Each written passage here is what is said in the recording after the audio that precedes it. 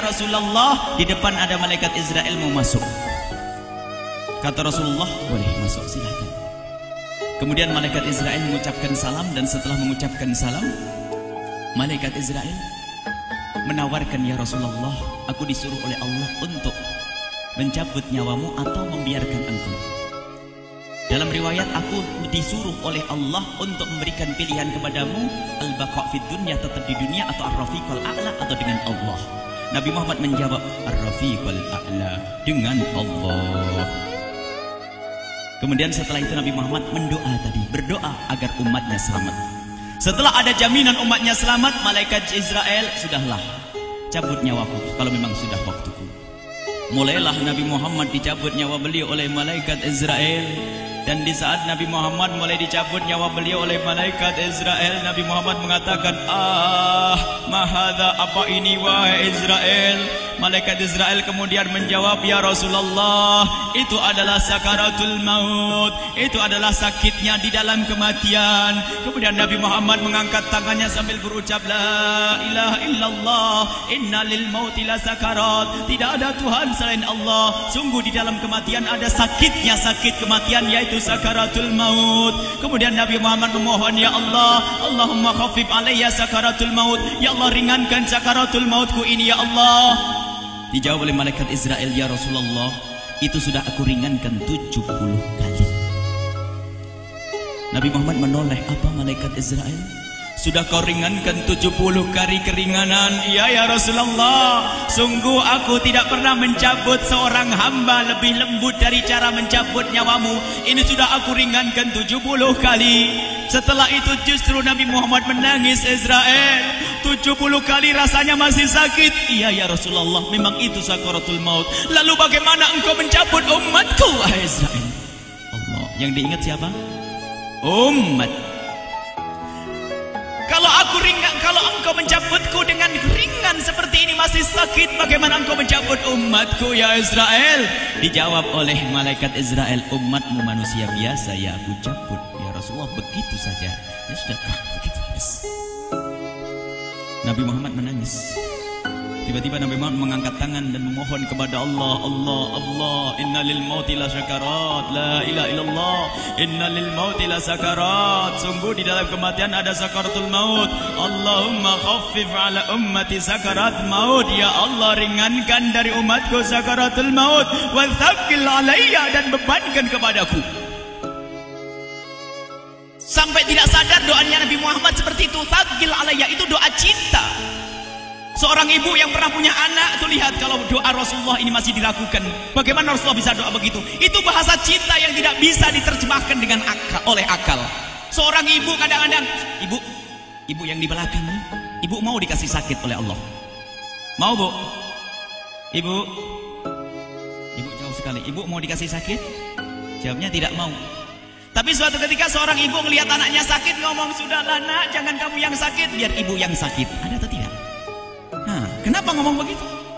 Itu bahasa cinta itu. Tidak rela kalau anak ini sakit, biar aku saja yang sakit. Itu yang dirasakan Rasulullah. Sakaratul maut begitu sakitnya, membayangkan betapa sakitnya umat Nabi Muhammad di saat dicabut nyawa beliau. Maka Rasulullah mengatakan, ya Allah, ringankan sakaratul maut dari umatku, bebankan kepadaku saja, ya Allah. Wala sawfa yu'tika fatarda. Permintaan Nabi Muhammad tidak ditolak oleh Allah, dikabul dan dikabul, wahai Muhammad. Sallu ala Nabi Muhammad. Dan benar, sakaratul maut kita ditahan oleh Rasulullah, ditanggung oleh Rasulullah, sehingga digambarkan oleh Imam Bukhari di saat Nabi Muhammad dicabut nyawa beliau, Siti Aisyah yang ada di situ.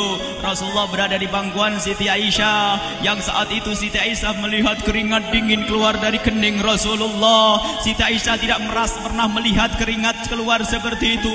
Bahkan di saat dipegang kepala Rasulullah, panasnya melebihi dari panasnya orang biasa. Setiap kali ada kain dicelupkan di air, ditempelkan di kening Rasulullah langsung mengering. Saat itu Nabi Muhammad mengucapkan kalimat la ilaha illallah innal lil mauti la sakarat. Kemudian Nabi Muhammad berpesan dengan banyak pesan, dan di antara pesan Rasulullah adalah akri minni ala ummati salam, akri minni salam ala ummati wa ala man ittaba'ani wa ala man tabi'ani min ila yaumil qiyamati. Aku titip salam kepada umatku dan orang yang mengikutiku sampai hari kiamat. Sadari salam Rasulullah. Sebelum meninggal masih ingat titip salam. Salam kepada siapa? Bukan salam kepada siapa-siapa, tapi salam kepada kita.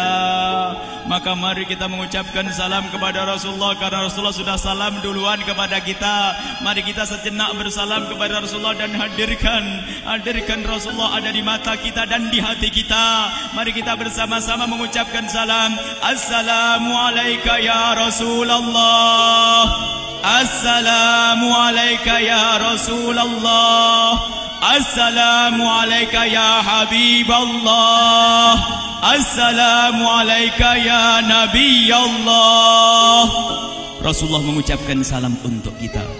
Dan di saat itu Rasulullah keringat dingin keluar, maka oleh Siti Aisyah diusap. Oleh Siti Aisyah diusap, bayangkan saat itu Nabi Muhammad di pangkuan Siti Aisyah dan diusap oleh Siti Aisyah. Siti Aisyah berkata, keringat Rasulullah mengucur deras hingga aku usap, dan aku usap dengan tangannya Rasulullah. Diusap dengan tangannya Rasulullah. Siti Aisyah memegang tangan Rasulullah sendiri yang digunakan untuk mengusap keringat Rasulullah. Sahabat bertanya, Aisyah, kenapa harus dengan tangan Rasulullah tidak dengan tanganmu? Lihat jawab Siti Aisyah, karena tangan Rasulullah lebih lembut dari tanganku. Sallu ala Nabi Muhammad. Masih sempat nyanjung itu sahabat Nabi. Dalam keadaan begitu masih menyadari kelembutan tangan Rasulullah, jasad Rasulullah, kemuliaan Rasulullah sallallahu alaihi wasallam. Dan aku lebih menginginkan bahwasanya yang menyentuh jidat Nabi Muhammad adalah tangan yang paling mulia di dunia dan di akhirat. Siti Aisyah enggak berani menyentuhkan. Pengennya yang disentuhkan di kening Rasulullah adalah tangannya Rasulullah sallallahu alaihi wasallam. Kemudian setelah itu Nabi Muhammad merasakan sakit yang sangat untuk kita. Kemudian Nabi Muhammad mengangkat tangan tinggi-tinggi mengucapkan la ilaha illallah innal lil mauti la sakarat. Tiba-tiba tangan itu semakin turun dan ditangkap oleh Siti Aisyah. Dan di saat tangan itu jatuh di tangan Siti Aisyah, kemudian tiba-tiba paha Siti Aisyah merasakan berat kepala suci Rasulullah. Dan saat itu Siti Aisyah sadar bahwasanya Rasulullah sudah kembali kepada Allah Subhanahu wa taala. Sallu ala Nabi Muhammad. Siti Aisyah bingung di saat melihat seperti itu. Ditaruh pelan-pelan wajah Rasulullah. Sambil menangis lalu berkata, Rasulullah sudah meninggal. Para sahabat Nabi pada bingung. Sayyidina Ali tiba-tiba terduduk, nggak bisa berdiri. Sayyidina Uthman nggak bisa ngomong. Ada orang Sayyidina Zaid berkata, aku baru melihat Rasulullah. Setelah ini aku tidak mau melihat lagi selain Rasulullah. Ya Allah, butakan mataku. Aku tidak ingin aku kotori mataku dengan selain Rasulullah. Dan dibutakan oleh Allah. Bermacam-macam kejadian saat itu. Madinah heboh luar biasa dengan meninggalnya Rasulullah sallallahu alaihi wasallam. Dan sungguh meninggalnya Nabi Muhammad adalah menghidupkan hati yang mati kalau orang faham. Tiba-tiba Sayyidina Abu Bakar datang. Setelah Sayyidina Umar mengatakan, siapa yang mengatakan Muhammad meninggal akan aku penggal lehernya. Jangan seperti orang-orang Nabi Muhammad sekarang lagi pergi seperti waktu Musa pergi kepada Tuhannya, kepada Allah, nanti akan kembali kepada kita. Muhammad belum meninggal. Ini adalah karena kecintaan Sayyidina Umar bin Khattab, tidak ingin Nabi Muhammad pergi. Tiba-tiba datang Sayyidina Abu Bakar As-Siddiq lalu masuk ke kamarnya Rasulullah, lalu masuk kepada Rasulullah, kemudian mengecup kening Rasulullah. Dan Sayyidina Abu Bakar berkata, ya Rasulullah, tibta hayyan wa mayyita. Ya Rasulullah, engkau tetap harum dalam keadaan hidup dan harum setelah meninggal dunia. Sallu ala Nabi Muhammad. Hingga sampai setelah hari besoknya meninggal Rasulullah, Senin sore, Selasa malam, Rabu dikubur Rasulullah sallallahu alaihi wasallam. Setelah dikubur, Sayyidat Fatimah bertanya kepada Sayyidina Abdullah ibn Abbas, Sayyidina Anas, wahai Anas, hai Anas, sambil menangis Sayyidat Fatimah Zahra, hai Anas, bagaimana engkau tega? Atabat anfusukum antahtu ra'sa Rasulillah. Apakah engkau rela menaburkan debu di atas kepala Rasulullah? Sayyidina Anas menangis kaget, ya wahai binta Rasulullah, kalau kami tidak dilupakan oleh Allah, niscaya tidak ada yang bisa mengubur Rasulullah. Jadi saat itu dilupakan oleh Allah, sehingga mereka tidak menyadari melakukan itu semua. Kalau mereka sadar, tidak akan bisa mengubur Rasulullah sallallahu alaihi wasallam. Ini yang diungkapkan oleh Sayyidina Anas, kalau seandainya kami tidak dilupakan oleh Allah, niscaya kami tidak akan mampu mengubur Rasulullah sallallahu alaihi wasallam.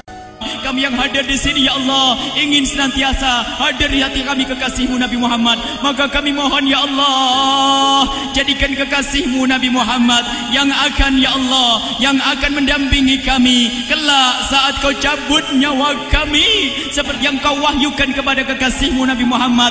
Wa absyiru bil jannati, semua hamba yang beriman akan menyaksikan surga, ya di saat dicabut nyawa mereka. Dan surga, di tempat surga itu yang paling mulia adalah Nabi Muhammad.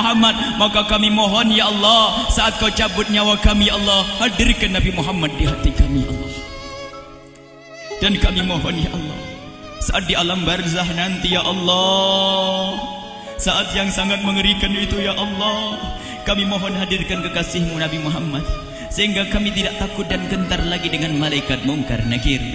Dan ya Allah, kami mohon di saat di padang mahsyar nanti, ya Allah, hadirkan kekasih-Mu Nabi Muhammad. Jadikanlah kekasih-Mu Nabi Muhammad yang akan menemani kami dan akan membonceng kami, membawa kami ke telaga Kausar. Lalu kami diberi air minum dari air telaga Kausar hingga kami tidak akan haus selama-lamanya. Ya Allah, jadikan kekasih-Mu Nabi Muhammad yang akan menemani kami di saat kami menyeberang Siratal Mustaqim hingga kami tidak akan terjerumus ke neraka Jahanam. Dan jadikan kekasih-Mu Nabi Muhammad yang akan kami saksikan setiap saat di surga-Mu, ya Allah. Ya Allah, jadikan kekasih-Mu Nabi Muhammad yang senantiasa, ya Allah, kami lihat kelak di surga. Dan jadikan ucapan kami di akhir hayat kami kelak adalah, ya Allah, adalah kalimat agung dan mulia, La ilaha illallah Muhammadur Rasulullah. La ilaha illallah Muhammadur Rasulullah. La ilaha